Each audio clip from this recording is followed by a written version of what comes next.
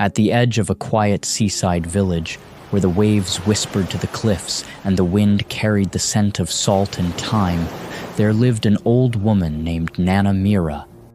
Her cottage was small, tucked just above the rocky shore. Its roof sagged with age, and the garden grew wild with herbs and lavender. She lived alone. Her husband had long passed. Her children, if she ever had them, were never spoken of. Her only companion was the sea. Each morning, with her shawl wrapped tight and her wooden cane tapping the stone path, Nana Mira walked to the water's edge. She would sit on her favorite rock, eyes half closed, listening to the tide like it was telling her secrets. She was old. Her bones ached. Her lungs were thin. Some days, just boiling a pot of tea left her winded, but still she smiled at the sea.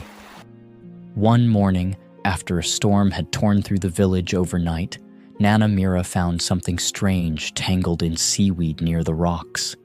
It was a turtle caught in a piece of fishing net, flippers thrashing weakly, its dark eyes wide with panic. The wind pulled at her shawl. The surf chilled her ankles. But she knelt, slowly, carefully, and untangled the net with shaking hands. The turtle stilled, as if it knew she was helping. Mira freed it gently and set it in the shallows. "Go on now," she whispered. The turtle paused, then swam away. She didn't expect it to remember. Past. Then weeks. Nana Mira's body grew weaker. One evening, as clouds gathered and thunder rumbled beyond the hills, she lit her fireplace and boiled a little soup. But as the wind began to howl and rain lashed at her windows, something inside her gave out. She collapsed beside the fire, alone, breath shallow, body crumpled like fallen cloth. Outside, the storm came crashing down. Waves pounded the cliffs. The trees moaned. The path to the village was already washed over. No one knew she had fallen, but someone else did. Far off the shore, beneath the churning water, the turtle returned. The turtle had grown in strength, its shell now solid and dark with age, its flippers powerful and graceful. Somehow, as if pulled by a thread of fate, it felt the danger. It swam through the fury of the sea, pushed past crashing waves, and reached the shore. Rain pelted its shell. Wind screamed across the rocks. But it climbed, slowly, stubbornly, toward the tiny light flickering from Nana Mira's cottage. The door was shut. The turtle pushed its body against it. Once, again, a third time. The old wood finally gave way with a groan. Inside, the fire had gone out.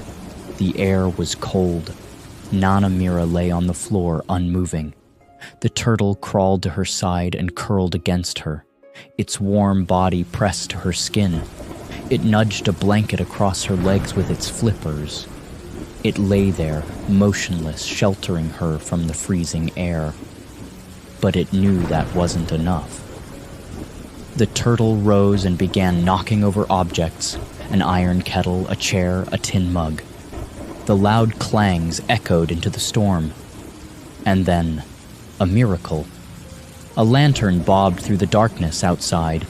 One brave villager checking on storm damage had heard the noise. He rushed in and stopped dead at the sight. Nana Mira on the floor, and a sea turtle by her side, standing guard like a sentry carved from stone. Mira was saved. The doctor said if she'd been found just an hour later, she wouldn't have survived. The villagers whispered about the turtle. Some didn't believe it, others did. But Mira knew. When she awoke, wrapped in blankets beside a fire in the village house, she whispered with cracked lips. He came back for me. Mara could no longer walk far, but each evening someone would wheel her to the shore in a chair. There, beneath the setting sun, the turtle would appear, always at the same time, in the same place, just past the waves. He never stayed long.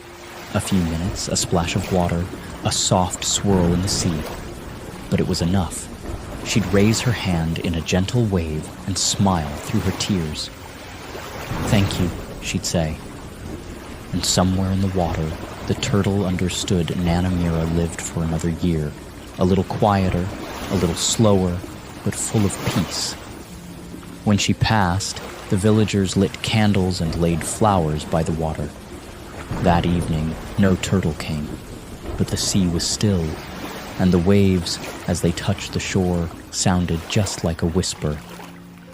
"I remember,"